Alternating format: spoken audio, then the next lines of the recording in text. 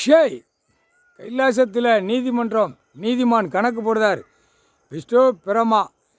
இப்போ அநியமாக கூடிய சீக்கிரம் டெல்லியிலேருந்து தமிழ்நாடு வரைக்கும் உள்ள கணக்கில் அரசியல்வாதி அடிக்க ஜனநாயகத்தை விட்டு இப்போ குதிரை விடுவார். அது வரும், கூடிய சீக்கிரம் வரும். இப்போ கணக்கு போட்டுருவார்.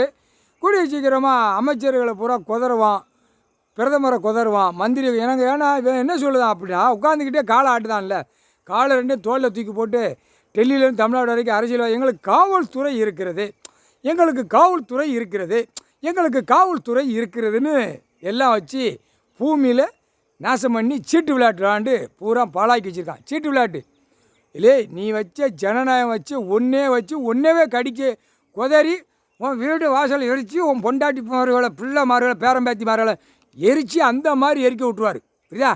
கடவுள் பூமியில் இறங்கி கணக்கு போட்டால் இதுதான் நடக்கும். கணக்கு போட்டுக்கொண்டே இருக்கார். இப்போ டெல்லியில் தமிழ்நாடு வரைக்கும் இனிமேல் புகையும். திங்கிற உணவை பார்க்காரு. இப்போ இது எல்லாம் ஸ்டாப் பண்ணணும். திங்கிறதுக்கு உணவை பிடிச்சாச்சுன்னா கோடி கோடி ஒவ்வொரு மாநிலத்தில் வாசிச்சிருக்கான். இத்தனாயிரம் கோடி வச்சுருக்கான், இத்தனாயிரம் கோயிலில் கலாண்டு தின்றுருக்கான், கோயிலில் இவ்வளோ பணத்தை எடுத்திருக்கான், பணம் செத்த பேய் பேப்பர். அந்த மாதிரி கணக்கு வரையில் பூரா ஜனநாயகம் ஆணும் பெண்ணுமா சேர்ந்து இப்போ உள்ள ஜென்ரேஷன் பூரா வெறியாட்டத்தில் விடுவார். வெறி. ஏன்னா மது போதையை விட்டுட்டான்ல குடிக்கிறதுக்கு. குடிடா 21 வயசு, 20 வயசு, 18 வயசு, 15 வயசு, 40 வயசு, 30 வயசு, இந்த வயசு பையங்களை பூரா மது போதையில் விட்டு குடிக்க விட்டு பேப்பரை வச்சு சம்பாத்தியம் பண்ணதான்ல.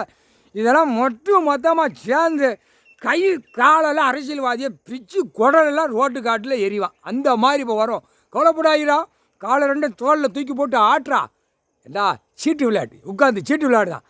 மந்திரி ஒரு பக்கம் சீட்டு விளையாடுதான், எம்எல்ஏ ஒரு பக்கம் சீட்டு விளையாடுதான், முதலமைச்சர் உட்காந்து சீட்டு விளையாட்டு தான். கூட்டமாக சீட்டை விளையாடுதான். உன் குடும்பம் சீட்டு விளையாட்டு மாதிரி பிச்சு பிதிக்கி எடுத்து போடாரு. முக்கால் சத்தியம்